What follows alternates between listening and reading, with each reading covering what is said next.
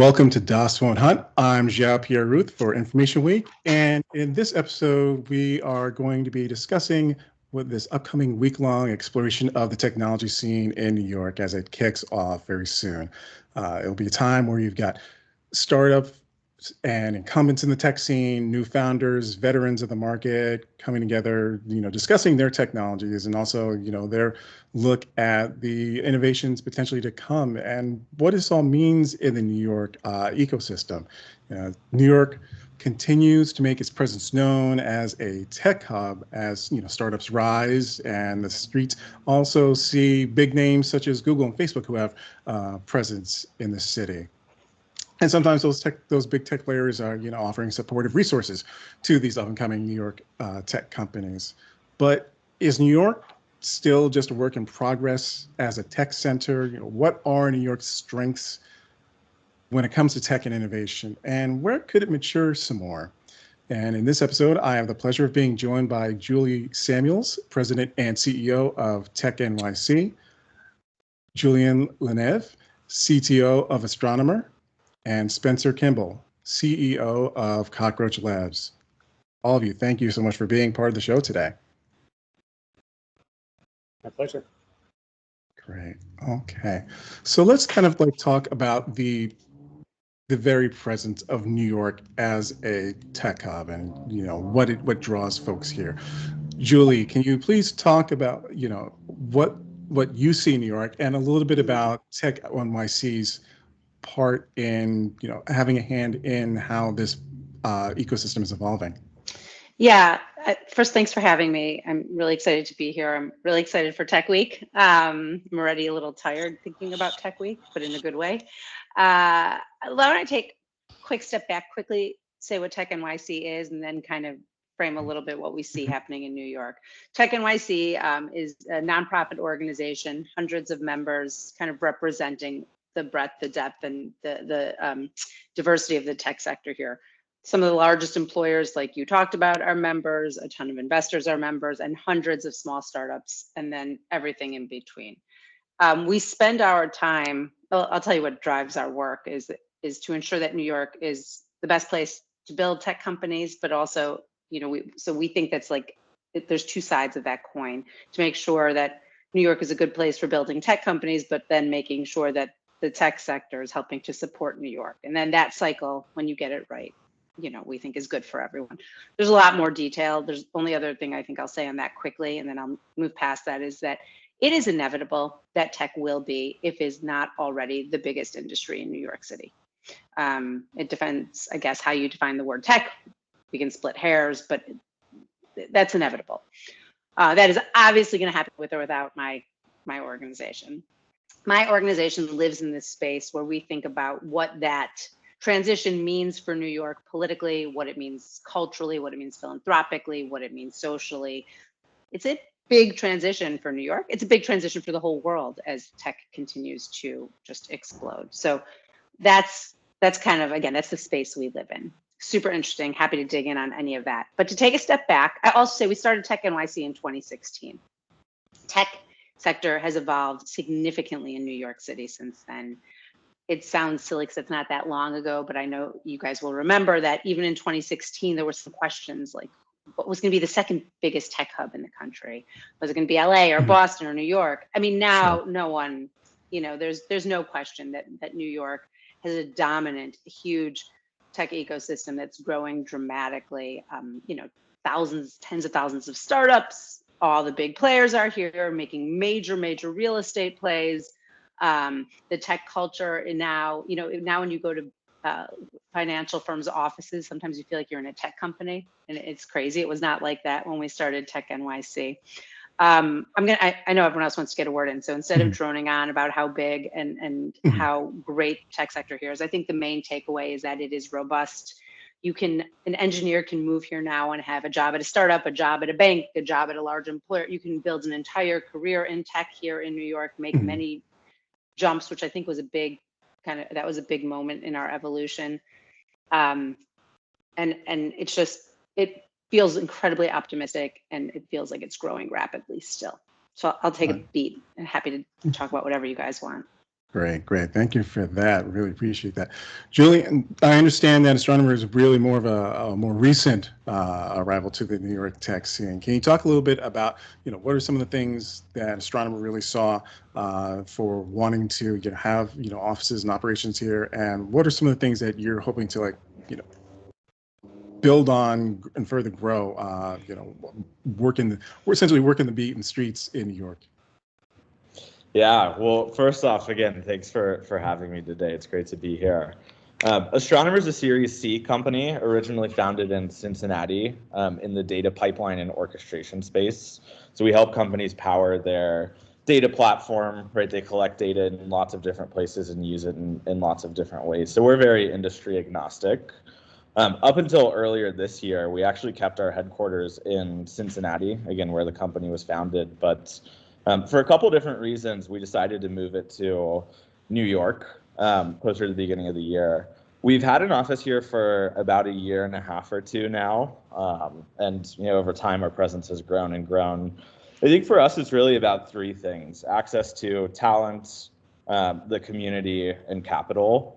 Like Julie mentioned, New York is now the second biggest place to build a tech career. And so you have lots of young, very smart people that want to go work hard and build something meaningful here. And that's exactly the type of people that we look for. Data is everywhere, and that means our customers are across every single industry there is. And the one thing that I appreciate the most about New York is you have every single industry here. And that's not something that you get a lot of places. And so this just brings us closer to our community, our customers, the type of people that we work with. And then access to capital is also important, right? We're a growing business, and at some point we may want to raise more money. And so, being close to our investors and prospective investors is also very important. Gotcha. Great. Thank you much for that. Spencer, you've obviously, we've go back for a little bit of time, having conversations and interviews that we've done over the years.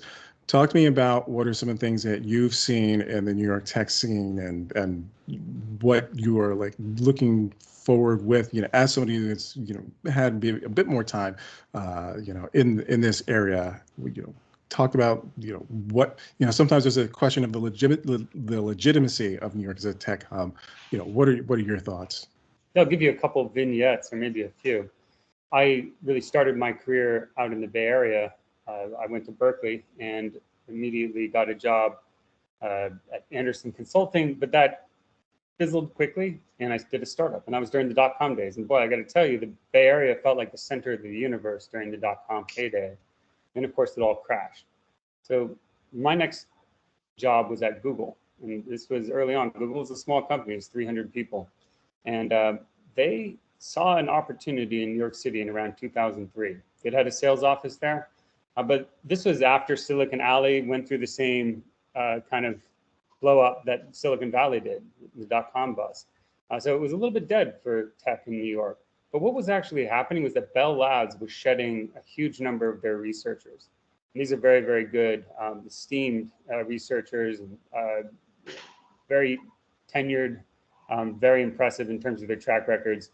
And Google saw an opportunity to hire some of them to California, but also there was a core that didn't want to relocate. And so Google made the investment by extending their sales office to have a big engineering presence. Well, it was small at first and it grew rapidly. And they actually put really important products there, like the whole Google Local and the maps, things that we all rely on now. And that actually gave it a lot of momentum. And so I came out in 2003 to New York for a 3-month stint to try to inculcate Google's culture with this growing new engineering effort. And that experience of 3 months in New York, 2003, that was enough to convince me I did not want to go back to the Bay Area. So I got back there after my 3-month stint, and I said, okay, what do I have to do to clean up my affairs here and relocate permanently? So that's what I did in 2004. And Google IPO'd, their office grew by leaps and bounds. And I left Google in 2012 or just before 2012.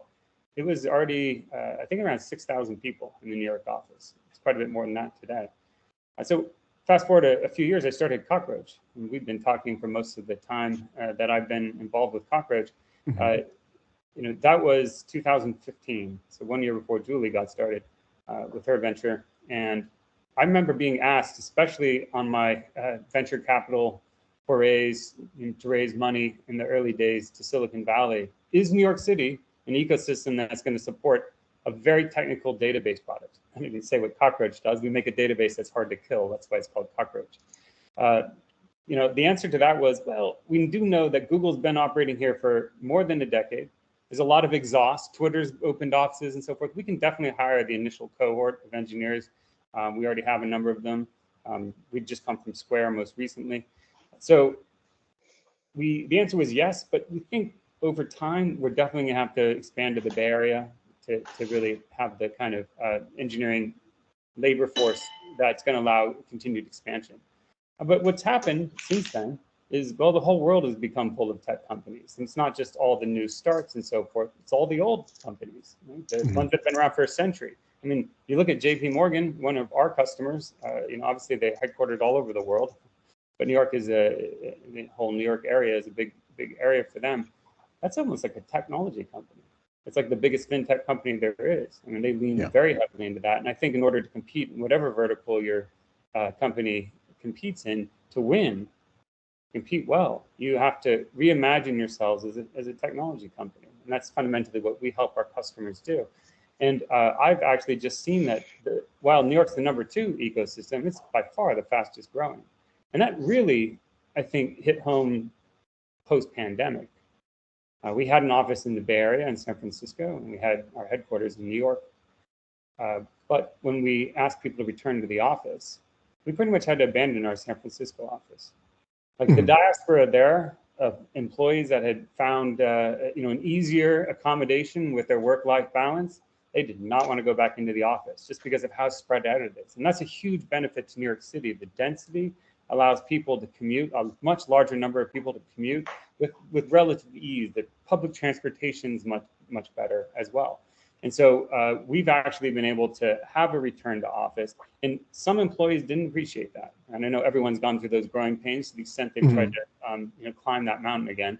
But the people that remain and the people that we're adding are very eager for that in-person experience. And I think New York has a very bright future with regard to that, just because of being an extremely exciting place that's not a technical monoculture.